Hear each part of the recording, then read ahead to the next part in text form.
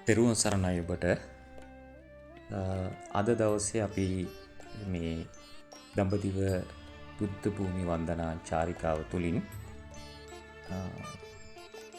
ශ්‍රී සුප චාරිකා වැඩසටහන යටතේ මාත් සමග බැතිමතුන් අද දවස තුළ අපි ඊ타මත්ම උතුම් පින්බිමකට තමයි මේ ආකාරයෙන් පැමිණලා තියෙන්නේ. අද උදෑසන අපේ සීලොම බැතිමතුන් විසින් මේ උතුම් වූ පූජාව පවත්වන්නට සූදානම් වෙන්නේ ආනන්ද බෝධීන් වහන්සේටයි. එතකොට අද දවසේ අපි මේ රැඳී සිටින්නේ දඹදිව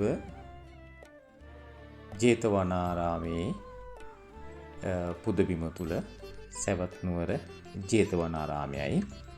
එමේ ජේතවනාරාමය කියන මේ උතුම් පින්බිම එදා බුදුන් දවස අප තථාගත සම්මා සම්බුදුරජාණන් වහන්සේට පූජා කරන්නට යෙදුනේ සුදත්ත සිටුතුමා. එහෙම නැත්නම් අනේපිටි සිටුතුමා විසින් ඊ타මත්ම අලංකාර උද්‍යානයක් මේක. කුසල් රජතුමාගේ පුතුණුවන් වන ජේත කුමාරයා සතුව තිබුණු මේ ඊතා මනරම් වූ උද්‍යානය අනේපිටි සිටුතුමා විසින් මිලදීගෙන බුදුරජාණන් වහන්සේට පූජා කරන්නට යෙදුණා.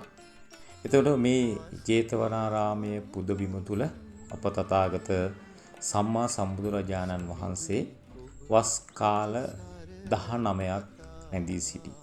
වැඩිම වස් කාලයක් වැඩ සිටි පුදබිමක්. ඒතර අපි දන්නවා වස් කාලයක් කියලා කියන්නේ මාස 3ක කාලයක්. ඒ වගේ මාස 3ක කාලයක් වගේ 19 වතාවක් බුදුරජාණන් වහන්සේ මේ ජේතවනාරාම පුදබිම තුල වැඩ සිටියා. ඒ වස් කාලය තුල බුදුරජාණන් වහන්සේ මේ ජේතවනාරාම පුදබිමෙන් පිටතට වඩින්නේ නැහැ. එතකොට පුරා මාස 3ක කාලයක්, එක වර්ෂයකට මාස 3ක කාලයක් මේ ජේතවනාරාමයේ පුදබිම තුලම වැඩ සිටියා. අන් කාලවලදී උන්වහන්සේ ධර්ම ප්‍රචාර කටයුතු සඳහා පිටස්තර ප්‍රදේශවලට උන්වහන්සේ වැඩම කරන්නට යෙදුණා. නමුත් මාස 3ක් එක දිගටම තථාගත සම්මා සම්බුදුරජාණන් වහන්සේ මේ ජේතවනාරාමයේ සුගන්ධ කුටිය තුල වැඩ සිටිමින් මේ පුදබිමට පැමිණෙන බැතිමතුන්ට ධර්ම ප්‍රචාර කටයුතු දෙමින් ඊ타මත් උතුම් සේවාවක් කරා. වසර 19ක් වස් කාල 19ක් මේ පුදබිම තුල වැඩ සිටිමින්. ඉතින් ඒ නිසා මේක ඊ타මත් උතුම් පින්බිමක් හැටියට සඳහන් කරන්නට පුළුවන්. බුදුරජාණන් වහන්සේගේ පාද ස්පර්ශය ලැබූ වෙලිකැට මේ මුළු භූමිය පුරාවටම දකින්නට ලැබෙනවා. ඉතින් අපි වාසනාවන්ත වුණා. ඒ වැඩිම වස් කාලයක් වැඩ සිටි උන්වහන්සේගේ වැඩිම කාලයක් පාද ස්පර්ශය ලැබූ පුදබිමක් තුල අපිටත් මේ ආකාරයෙන් වන්දනා කරන්නට ලැබීම.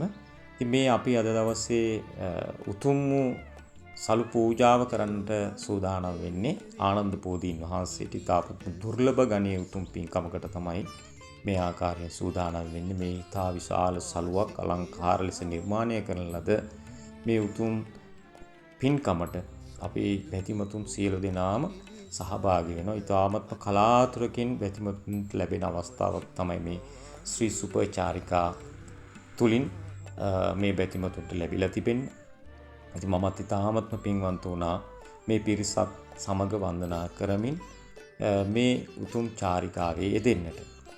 මේ ආනන්ද බෝධීන් වහන්සේ ගැන යමක් සඳහන් කරද්දී බුදුරජාණන් වහන්සේ මේ ජේතවනාරාමේ වසර 19ක් වැඩ සිටියේදී උන්වහන්සේ අර මං කිව්ව වස් කාලේ පමණයි අනිත් කාලවල ධර්ම ප්‍රචාරයකට සඳහා පිටතට වැඩම කරනවා.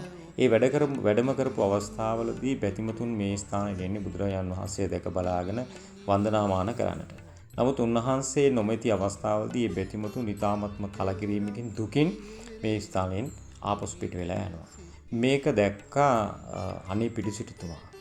අනේපිටි සිටුතුමා මේ බව ආනන්ද හාමුදුරන්ට සැලකලා ඉන් අනතුරු ආනන්ද ස්වාමීන් වහන්සේ බුදුරජාණන් වහන්සේට මේ බව සලකලා ස්වාමීනි ඔබ වහන්සේ නැති අවස්ථාවලදී පැමිණෙන බැතිමතුන් ඊ타මත්ම දුකින් ශෝකයෙන් පිට වෙලා යනවා. ඒ නිසා අපි ඒ සඳහා කුමක් කරමුද කියලා.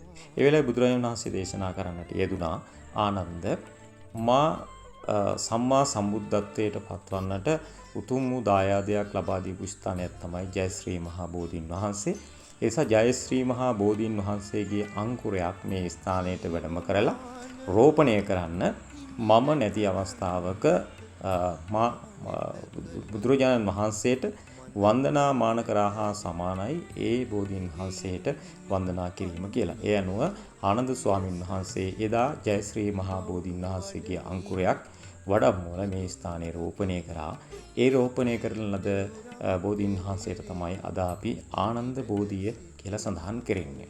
එතකොට අපි දන්නා කාරණාවක් බුදුරජාණන් වහන්සේ ජීවමාන වැඩ සිටි සමයේදීම මේ බෝධි වන්දනාව පිළිබඳව වටිනාකම පිළිබඳව උන්වහන්සේට බුදුරේකුට වැඳා හා සමානයි බව උන්වහන්සේගේ ශ්‍රී මුඛයෙන්ම දේශනා කරන ලද පින්කමක්. ඒක තමයි අද දවස වනතුරුත් බැතිමතුන් විශාල වශයෙන් මේ බෝධි වන්දනාව සිද්ධ කරන්නට යෙදෙන්නේ. ඉතින් මේ පින්වතුන් ඉතාමත් වාසනාවන්ත වුණා මේ ආනන්ද බෝධීන් වහන්සේට මේ ආකාරයෙන් සත්කාර කරමින් මේ බෝධි වන්දනාව සිද්ධ කරන්නට වාසනාවන්ත වුණා ශ්‍රී සුප චාරිකාව තුලින්. ඉතින් මම හිතන්නේ මේ ආකාරයට තමයි අපි ඒ වන්දනාව සිද්ධ කරන්නේ. මේ උතුම් වූ දඹදිව සවැත් නුවර ජේතවනාරාම පුදබිම තුල තමයි අපි මේ උතුම් පින්කමේ ඉදී සිටින්නේ. එහෙමනම් ඔබ සැමට තෙරුවන් සරණයි. එකතු වෙන්න අපිත් සමග මේ උතුම් වන්දනාවට ශ්‍රී සුප චාරිකාවත් සමග එකතු වුණොත් ඔබට මෙවැනි වූ උතුම් වන්දනාවන් රසක් දුර්ලභ ගණේ දුෂ්කර උතුම් වන්දනා රැසකට සහභාගී වීමේ අවස්ථාව උදා වෙලා තියෙනවා. මෙය අවස්ථාව උදා කරගන්නට නම් ඔබත් ඉදිරියට අපිත් සමග මෙවැනි උතුම් පින්කම් රැසකට සහභාගී වන්නට මාත් සමග සංචාරය කෙරෙන ශ්‍රී සුප චාරිකාවේදී ඔබටත් සමීප වුණොත් මෙවැනි දඹදිව උතුම් බුද්ධ භූමි වන්දනාවක් සිදු කරන්නට පුළුවන්. ඒ සඳහා ඔබට ඉඩ පහස ලබා දෙමින් මම නිහඬ වෙනවා. තෙරුවන් සරණයි ඔබ සියලු දෙනාට.